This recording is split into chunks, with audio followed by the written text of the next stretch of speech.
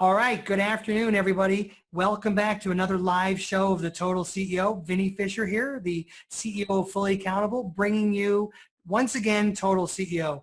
Hey guys, if you are having a problem with kind of getting your message out correctly, or you even find yourself feeling like you have to oversell something in order to really drive your point home, well, you're going to love the guest I have on today, because he's going to talk to us about forget selling. And actually bring alive a story that will help give people permission to do business with you. And I just love that idea. And my guest today is John Livesay. John, thanks for being on the show. Thanks for having me, Vinny. It's really exciting. So, hey, John, before we dive real deep into a subject that is near and dear and passionate to you, I just love your nickname, the Pitch Whisperer. And so that's really cool. And by the way, this is a live Facebook show. So anything we talk about, links and how to get a hold of you, we'll also provide that. But we'll just ask along the way that if you provide that. Before we get into all those details, can you tell me a little bit about the Pitch Whisperer so our audience knows who's talking? Sure. Inc. Magazine was kind enough to give me that label after I described to them what I do. And it really is a great hook, because when you give your description of what you do, you want to give people something that they haven't heard before, because our brain craves new information. So when people typically meet me at a party or whatever, and they say, hey, what do you do? I go, oh, I'm the Pitch Whisperer. I help people go from invisible to irresistible. And most people say, whoa, that's interesting. Tell me more. What's a Pitch Whisperer? So that's your whole goal when you describe what you do, is that you want to intrigue people. Click some neuron in our brain that goes, wait, that's new information. I know what a horse whisperer is. How does that relate to what you do as a pitch whisperer? So if someone says, oh, tell me more, what's a pitch whisperer? I'll say, well, much like a horse whisperer that calms a horse down, I calm people down before they have to go pitch, because everyone gets nervous. So I give people some real secrets on confidence. But more importantly, I answer the 3 unspoken questions that people have when they pitch. And that usually causes people to go, oh my God, well, please tell me what those 3 unspoken questions are, right? So it just continues the dialogue from there. All right. Well, I can't wait to get more into these unspoken questions, but I'm dying. The direct response marketer in me, right? So, I grew up this company, Fully Accountable, which is this wonderfully dynamic accounting business. Who doesn't get excited about accounting and HR, right? Numbers, so, yes. Yeah, right. And HR, right? Who's not excited about firing people and knowing the wrong numbers? But I'm a direct response marketer. And so we always talk about this concept of a pattern interrupt. And so this new information, the Pitch Whisperer, at its basic form, is a pattern interrupt, right? You're stopping somebody. I love it. And so that's really great. And so I want to talk to you about, you said something to me. I said, what would be a mark you would want to leave today? And you said, I'd like to help people forget selling and tell stories. Why is it so important? Like, what is it that goes on in the buyer's mindset that makes stories so captivating? Well, what's interesting about stories is it's literally in our DNA.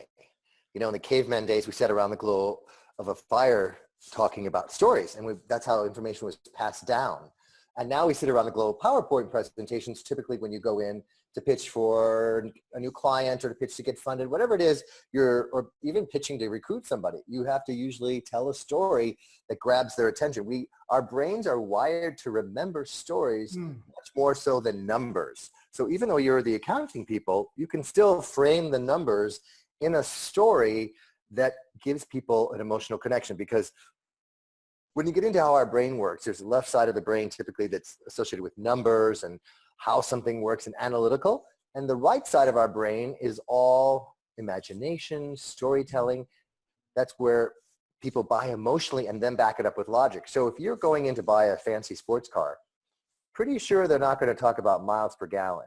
Or the type of tires and how long the miles will last on those wonderfully tires, right? You're buying it based on, you're going to look really sexy in that red car driving down the street, and you're going to feel hot, right? And then if you want to back up, what that feeling is worth in terms of numbers and costs, but first you buy emotionally and then back it up with logic. Even a house, same thing. It's an emotional buy. Imagine how happy you'd feel coming home to this. This is your castle. right? And then you can go into the left brain of, and it'll be a really great investment. All right, But it's funny. One of the things that is really important to me, and we'll know as we develop our relationship, is my faith, right? And so, in my faith, one of the things I had to struggle with was building up my story or telling the journey of how I came to have a position of faith and why I had to rely on God. But it's funny how I was so consumed with like sharing like the good news of the Bible and not necessarily just telling my story. And what it got me on this journey was, I think people are really either one, afraid, or they don't know where to start. Like how do you get someone off of that first realization that the story they have, they don't have to have some amazing journey to be dragged out of the ghetto. They have an amazing story, right? So how do you get them off that first kind of, do you understand my question? Yes, I do. It sounds like your question is, if you buy the premise that storytelling is the way to go to connect with people emotionally, then the next logical question becomes, well, I don't have a story. I'm not Oprah. I didn't grow up poor, and then I'm not this famous person. And I tell people there's always a place to pull out a story. And one of the best places is your story of origin.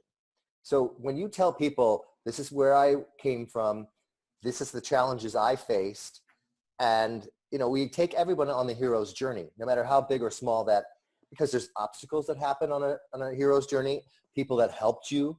So when you tell that story, people relate to it. And more importantly, Vinnie, they put themselves in the story with you. And that's the secret. So let's give a practical example of that.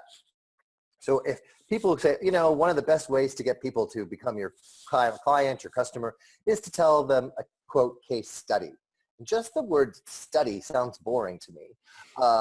And you can tell a story of someone you helped, frame it that way, much more interesting.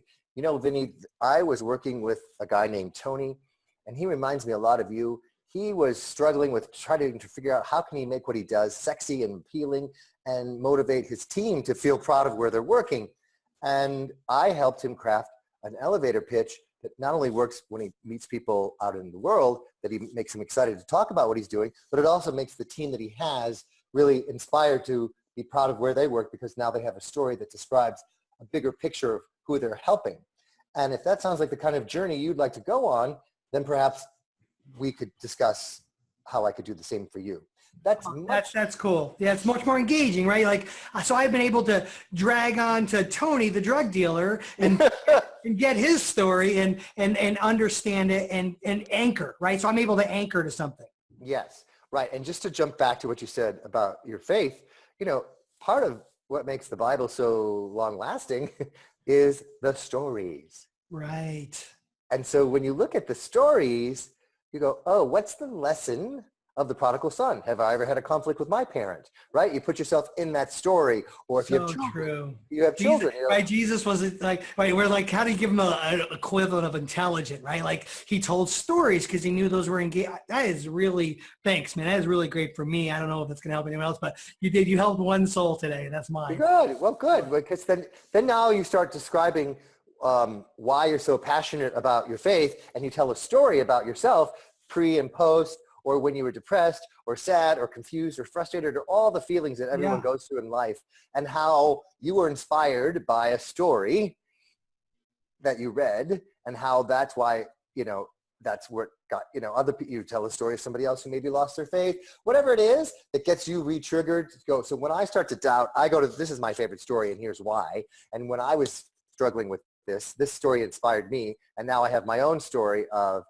what I do when I have challenges or issues, why do bad things happen to good people, or whatever the topic is that's relevant. So let's go ahead and pick on a topic. Let's pick on fully accountable. Let's use me. We'll just take a fun example. I always joke and say to people that, we are not a sexy business, right? We don't go for revenue and clients. We go for being able to make sure you have a profit margin and you have great ways to manage your team, right? We have a finance department and we have an HR department.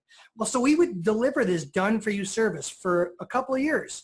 And just saying that to people that we are an accounting department, and people are like, oh, I already have a bookkeeper. They start telling all these things that you are. And then as we launched our software, Your Back Office, right? We we picked up where QuickBooks left off, and we gave you an entire department to be able to run your finance department, not just a general ledger software.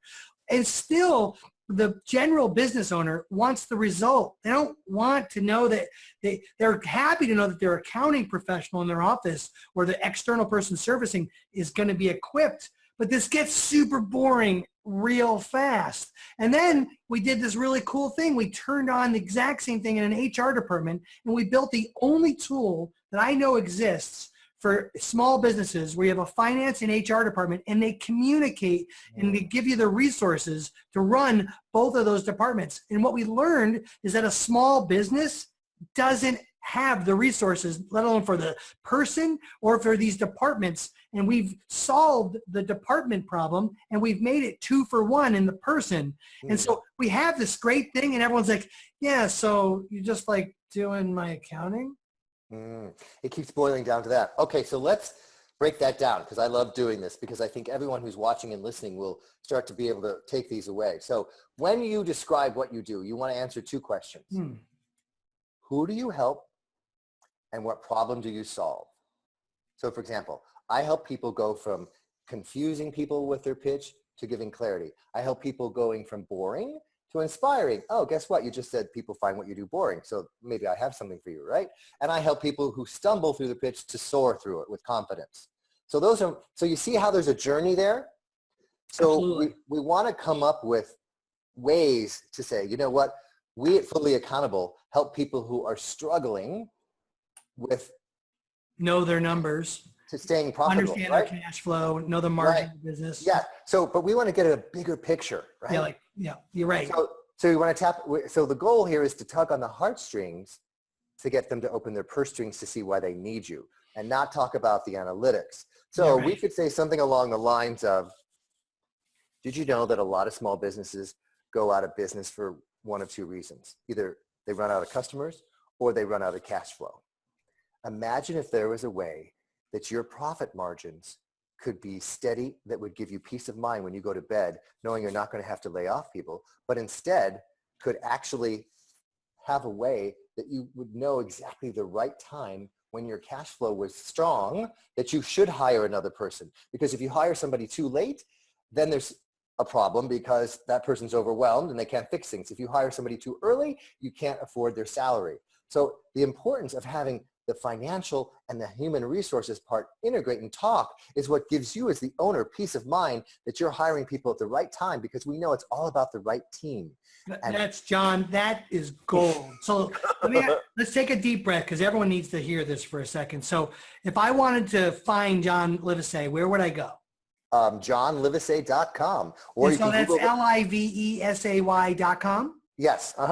And I have my podcast, The Successful Pitch, up there. I have all kinds of free content on how to give a great pitch. I'm on Twitter at John_Livesay. And even if you can't remember all that, just Google The Pitch Whisperer and it'll come up. Cool. And we will, because this is a live show, that will all show up here in our little comment feed for people to go ahead and grab all that. And so thanks to your people for giving that. You said something that I think I love to, you're on our show here is a whole bunch of business owners, right? CEOs of businesses. And our whole idea here is to help the CEO be the total CEO, not just good at driving revenue, not just good at being a product developer, but understand the holistic aspect of running an entire company. And so you said something that I thought you said a lot of great things, by the way, but I really like this thing. There are 3 unspoken questions that the buyer has embedded in their head. What are those? Okay, the first one is, do I trust you? Which is a gut thing. It's the fight or flight response that has to kick in. And that's actually where the handshake came from, Vinnie, is look, I don't have a weapon in my hand. I'm coming to shake your hand. It's safe. You don't have to run away. I was on vacation recently talking to my children about how the handshake came into being. And they're like, really? It showed that you didn't have a sword or a gun. And that's how I love it. Yeah, it's great. So it starts at the gut. It's how people say, something in my gut tells me this isn't a good deal. I don't like that person. So it's a gut thing. Then it moves to the heart. And that's likability. There's been all kinds of studies that doctors spend more time with patients they like, teachers spend more time with students they like. I'm working with a design architecture firm, and they were told, look, we're going to hire the people that we like the most, because this project's going to take 5 years and we have to like working with you, not who has the best designs. So I work with teams on how to increase your likability through increasing your empathy. The It's more funny, it's funny. We have a motto here at Fully Accountable, and it's actually one of our core values. And it's not, we don't say, we don't just say be nice. You have to be nice. Yeah. Right. So what that means for us is we won't even hire you unless you pass this be nice factor, this likability. Right. It's really interesting. So what do you say about the empathy? The empathy is the secret to your likability. There's a great book that Tim Sanders wrote called The Likability Factor. So, maybe you're really likable with your friends, but when you get stressed out, your number goes down. Gotcha. So the way to increase your likability with clients is to put yourself in their shoes when you're talking to them. I know you're going to be seeing a lot of different vendors today. You probably feel like the last thing you need is one more thing to worry about with your accounting department. You want to have that box checked off, but the problem is that box is never really checked off. You need to be constantly checking your profit margins, and if you're not, that's when the business could have trouble and need. So we give you peace of mind. What you're really selling at Fully Accountable is peace of mind and tapping into their dream of when you started this business, how big did you want to get? What's your reason for doing this business? Do you want to help people, whether you're, or do you just have a passion for making the world a better place with your designs? Whatever it is you're doing, there's a why behind it. And we make sure that that why gets to continue to not just survive, but thrive with the right accounting and HR behind your back, because you have to think of what we're doing as the foundation to building a house. And if that foundation isn't strong and sturdy, the whole thing will collapse. So you want to do the fun stuff, which is adding on a floor and growing and going to new markets and new countries, whatever. But if you don't have the system in place, you can't do it and it all crumbles. So wouldn't it be great if there was a way that you could know that you have a really strong foundation? Well, you don't have to imagine that, because that's what we do at Fully Accountable. And we've helped people just like you grow your business and stay more profitable without even having to hire more people sometimes, because we start to measure the subtle differences between profit and nonprofit. Wouldn't that be something that would help you? Wow, so, sounds like I think Vinnie Fisher might have to be hiring John and his team to be helping us with some messaging. Looks like you've worked yourself into a wonderful interview, John. I really appreciate that. So recap real quick those three questions. So it's the gut. Do I trust you? It's a heart. Do I like you? And then it moves to the head. Will this work for me? And that's the secret sauce of telling the story of someone else who it worked for, so that that potential client can see themselves in that story. Because if they think, oh, that works for a bunch of other people, it won't work for me, they're not going to say yes. So they're never going to come out and say, Vinnie, do I trust you? Are you trustworthy? Vinnie, do I like you? I don't know if I like you or not. And they're never going to say, will this work for me out loud necessarily? You have to address all of those issues while you're speaking. The big mistake people make is they start with the head stuff. Here's the numbers of why this is such a good investment. Yeah, right. And then, the thing out there now is, people have to know, like, and trust you. And I'm like, the order is completely opposite. It's trust, like, and know. So just think gut, heart, head. Start at the bottom and work your way up. Well, so funny. I was on a call with a good friend, local friend here, who may or may not, he's a business owner. Well, he said to me, he has a family member that runs the accounting side of the business internally. And so we call that person like a bookkeeper or controller. Right. We have the software solution to really help that person do her job really much more effectively. And she said, well, what is this going to do for me? And totally in the logic question. Yes. And when I started to answer more of the emotional part, she started to really pay attention more than, because when I was trying to well, we're more than QuickBooks. We do this. I found myself justifying incorrectly the meter of what was actually the transaction. Yeah, you got to sell her emotionally and then back it up with logic, right? So you paint a picture for her. Have you ever been sick and came back and dreaded all the work that was waiting for you? Or even worse, been on vacation? Or felt overwhelmed and that there was nobody who had your back? Well, I'm guessing that Fully Accountable does more than just say, here's your software, bye. I'm sure if she ever has questions, needs some help, gets a little frustrated, she has people who are peers that she can talk to, besides having to go talk to somebody in marketing that doesn't really care or understand about accounting. What are you saying about us marketers? No, but typically marketers really don't understand accounting, and they usually don't care about it, right? They're like, just do my expense report, right? Or don't just give me the money so I can advertise. And they're like, well, that doesn't make any sense based on how much we're charging for the product and blah, blah, blah, blah, blah. You go down this rabbit hole. So, whether it's engineering or sales, companies typically have different goals. And what you want to talk to the CEO about is, look, each of your different departments have their own goals and objectives. And your job as a CEO is to get everybody on the same page and share. All that right, enough about fully accountable because I want to help our people. This is awesome, by the way. So, Good. when I think of story, and I told you like, this idea of like sharing my own story. Yeah. There's like this little kind of kid down the block that I don't want to let come to the party, but he's right there all the time. And it's that kid called confidence. Like people aren't necessarily confident. One, when you don't believe you have a story, you miss the point that you are the story. Two, what have you found in it in somebody that like is this confidence part that holds us back from even like getting out there to tell the story?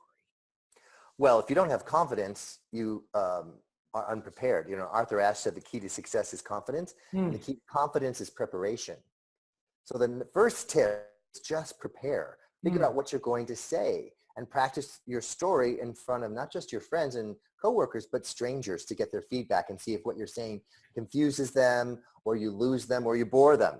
So most people are hesitant to practice because they somehow feel that they're going to be like a robot. And I just say, you know what? Practice it enough so that you feel comfortable. You don't have to memorize it, but no, here's the 3 points I want to say. So do you think it's the rejection potential that I'm afraid that someone isn't going to like the story? Like, what do you think undermines that? I think nerves is the first thing I see, and that's from lack of preparation. And then the negative self-talk, which one of the things can be, oh, I'm not good enough. Somebody else is better. They don't really need my service. I don't provide the value I think I provide, or like right. So rejection and confidence are two separate things that go on, and we'll talk about rejection because I think it's really important. It's the number one thing that causes people not to take risks to start their own business. All right, let's just leapfrog right over to that. So talk to me. What are you talking about? So rejection. The fear of rejection is really important to overcome, and the big solution to it is never reject yourself in your head. So when I used to sell advertising. Hold on, we got to say that one again. Never reject yourself. So let me tell you a story of when I was dealing with that. I was representing W Magazine, working on getting Lexus to advertise. And I would go to them and I would say, oh man, if they say, oh, you know what, Vanity Fair or Vogue's a better magazine, we're going to go with them, not you. I'd be like, wow, okay, let me reject myself. I bet somebody else could have gotten them to say yes. Oh, and now let me reject my product. You know what? They're right. Those other magazines are better than what I'm selling. Why am I selling this? I should be selling that. Yeah. The minute you start doing that, it's a downward spiral. So first of all, I tell people, you got to not reject yourself. Just because they said no to you doesn't mean it's no forever. And also, they may not be the right fit. So you just go, that's fine. I'm not a fit for everyone. The more targeted you are, the better you are. Go back and remember when somebody said yes to you. The real key is you can't take it personally. And that so many of us take it personally. Yeah, so it's not no, it's just not right now, right? Right, exactly. Or we're not right fit. Yeah, I like that. That's good. So you're just reframing and putting the right context on what just happened. Yes, and then you figure out what is it that makes that other choice a better fit. And you don't even make them wrong. So once you have that in your framework of I'm not going to reject myself or what I'm doing because I know I've delivered and gotten other people results, then you go back to the confidence building part of it, which is stacking your moments of certainty, which is a little thing that simply means you write down all the times you nailed it, right? You asked somebody out on a date when you were single, you got a second date. Interviewed for a job, you got it. You pitched somebody, they signed up, they became a client. That's what you stack in your head, like an air traffic controller. Like muscle memory almost, like Yes. Yeah, okay, because cool. Otherwise your thoughts take over of if it'll never work, what if they say no, I really need this sale, whatever your negative self-talk is. So practice, stack your moments of certainty, and then realize that you might get nervous. The butterflies in your stomach kick in. That just means your adrenaline's alive. It's your Super Bowl of meetings, right? It's good. It's a good thing. So instead of trying to get rid of those butterflies, get them to fly in formation. Love it. All right. So we're getting near the end of our talk. And I tell you, forget selling and tell story. I love it. And you've probably said that, 10,000 times? What is it that literally causes someone to go back and anchor in selling and not in story? what is it that causes us to do that is because when you tell a story, people relax and they hope it'll be inspiring and maybe even entertaining. But when you start selling and pushing numbers or trying to sell yourself as why you're the best and all that stuff, people are then in an analytical left side of their brain and they're comparing you and contrasting. But if you're telling a story, so instead of just saying, I'm somebody who doesn't give up and I persevere, you tell a story. And you can find those stories in your own life, whether it's a story from your childhood, a story of when you went on a vacation. There's lots of different research. You know, John, you know what I've told people? There are stories. They don't even have to actually be your stories. As long as they're real stories, you can tell. Heck, I mean, I don't know if you know a friend of mine, Perry Belcher, but I heard him once on stage tell a repacked story off of a show on Ellen. And he told this great story. It was a true story. It just wasn't his story. And it was wonderfully told in this kind of, I think, hero's journey that you laid out. And so even then, you probably maybe refer to some of your clients, like there are real stories that can be used out there. Even if you, for some reason, don't have your own specific one, which I question. I think everybody's got story, right? They do. They do. And if you're telling somebody else's story, then figure out some way that you're connected Weave to it that back. person. Yeah. Yes. That's what he did. I don't want to bore everyone with the details of that, but that's the point. There are stories out there that are connecting to everybody. Yes. Like, for example, I was able to meet Michael Phelps, and he was my childhood idol because I used to swim competitively. And I had gotten Speedo to advertise in W Magazine. They were launching a sportswear line that they were normally just going to advertise in, Shape and Self magazines. And I convinced them to be in W, a high fashion magazine, and said, we'll treat your sportswear like high fashion and have a fashion show around a pool. And Michael Phelps would show up since you pay him. And then I got to ask Michael Phelps some questions about why he was so successful that I then put into my keynote speeches. Oh, that's really cool. I love I like the pay it forward way, what happened there. All right, John, we are right here. I want to thank you on behalf of everybody for being on the show. And if you want to learn more about John, the best way to do it is just go to johnlivesay.com. We have that information for you right here. Listen, if you really struggle with selling, it's not becoming a better salesman. It's actually parking that feeling and start developing story. John, thanks for being on the show today.